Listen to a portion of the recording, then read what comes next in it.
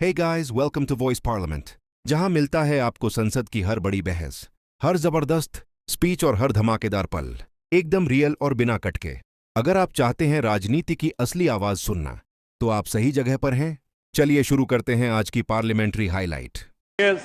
सभापति महोदय, हम वंदे मातरम से अब ट्रांजिट करके इलेक्टोरल रिफॉर्म्स की तरफ जा रहे हैं, तो मैं ये कह के अपना विचार प्रारंभ करता हूं। जो मैंने बचपन में आकाशवाणी लखनऊ में एक मुस्लिम कवि, संभवतः उनका नाम वाहिद अली वाहिद था, उनसे सुना था कि वाणी सत्यम काया शिवम, रूप सुंदरम है तेरा, आदर्शों की स्वर्ग है तू, जय हे देवी भारत माता। अब आज के इस विषय पे आते हैं। उस हाउस में भी बहुत सारा इस विषय के ऊपर चर्चा हुई, यहां भी चर्चा होगी, परंतु जब हम चुनाव सुधारों की बात करेंगे तो मुझे लगता है इसे 4 स्तर में डिवाइड करना चाहिए।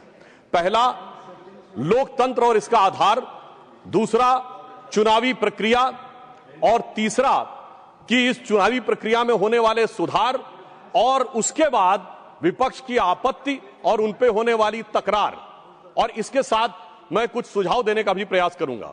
सर्वप्रथम मैं कहना चाहता हूं कि हम सभी ये मानते हैं कि भारत जो है वो मदर ऑफ डेमोक्रेसी है, मगर एक फैक्ट है जो शायद बहुत से लोगों को ध्यान नहीं रहता होगा। अगर आप पूरी दुनिया का नक्शा देखें तो ईस्टर्न यूरोप से लेके आप जापान तक चले जाइए तो केवल 3 ही डेमोक्रेसी हैं, भारत, जापान और ऑस्ट्रेलिया।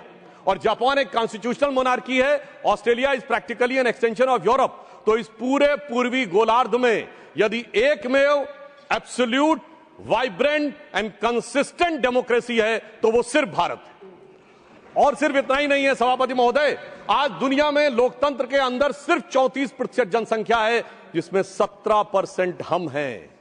अर्थात अगर दुनिया में लोकतंत्र है तो उसका सबसे बड़ा स्तंभ आज आधुनिक युग में भी भारत ही है।